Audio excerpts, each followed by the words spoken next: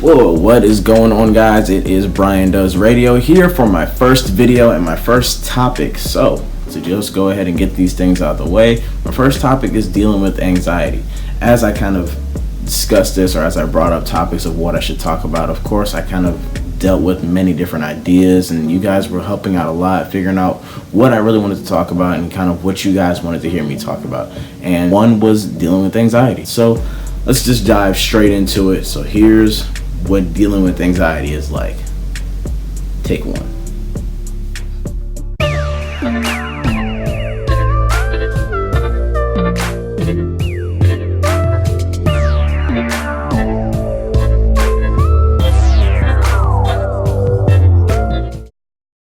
Alright, so if we're going to discuss dealing with anxiety, the first thing that you have to do is acknowledge your anxiety. A lot of times our anxiety can get the best of us because we don't really want to acknowledge it in the first place.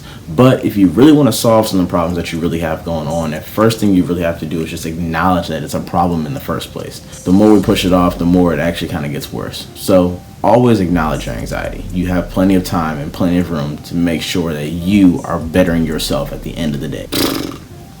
Step number 2. Identify the trigger. A lot of times it's a lot easier to identify where your anxiety is coming from once you realize what causes it in the first place. If it's a specific situation, if it's a person, or if it's just a certain thing that happens throughout the day. Sometimes it really makes it a lot easier to control your anxiety when you realize what causes it in the first place. But the best way to identify and really take a good hold of your anxiety is to identify what causes it in the first place. Step number 3, note your reactions to your anxiety. A lot of times we may just have some bad reactions to our anxiety. Sometimes we may just have a freak out moment. We may have an anxiety attack. We may just not want to do anything. We may not want to talk. A lot of times identifying what happens after we have these moments of anxiety can help us control them as well. After you identify where your problem is coming from, you can also take control of how you react to it. Once you control where the problem is coming from and how you react to it, now you are in control of your anxiety and it's no longer in control of you. Step number 4. Word choice. We always hear the term of actions speak louder than words, but sometimes our words can cause our actions to really speak a lot louder than we think. So a lot of times what you have to do is, if you want to speak strength over your anxiety, you have to speak that strength, and then you can really act towards that strength in your life. If you're not speaking that your anxiety is going to be controlled, or if you're not speaking that you can handle any situation that you're going to go through, your anxiety automatically is going to win in every situation you get into. So the next time you're getting into, let's say, a big stage or a big event, or the next time you have to present a project, or if you have to do a giant midterm, you already speak that you can do the best that you're going to do automatically walking into it. The best thing to do is to really just start your days off by motivating yourself. If you have that support system, use your support system to motivate you throughout your day. A lot of times we have these people who will kind of motivate us and push us throughout the day by giving us these great quotes, or they'll give us some Bible verses, things like that. Find what motivates you throughout the day, whether it's music, whether it's affirmations, whether it's food. Be careful with that one. But you never know. A lot of times you can just find what really makes you happy and what takes away those anxiety factors of your day. If you already know you have something coming up that may cause you to get a little anxious, prepare for it ahead of time. You control what your reaction is. You control your words, and you can take a control over your anxiety.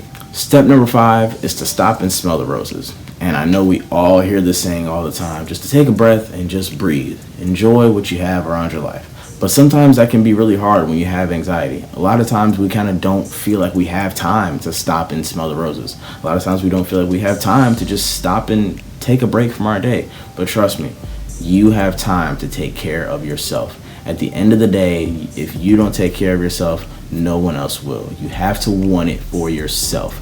Your anxiety cannot get a hold of you, because once you let your anxiety get a hold of you, you are losing the battle. What you need to do is you have to fight.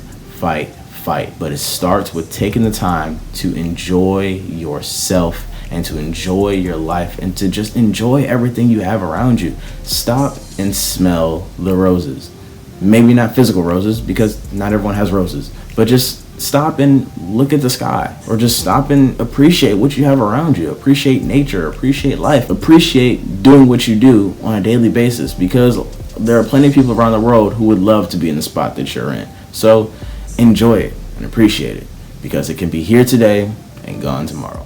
As always, no complaining, just gaining. Enjoy your week, enjoy your life, enjoy everything you have around you, and don't let your anxiety take control over your life, and don't let anybody tell you different.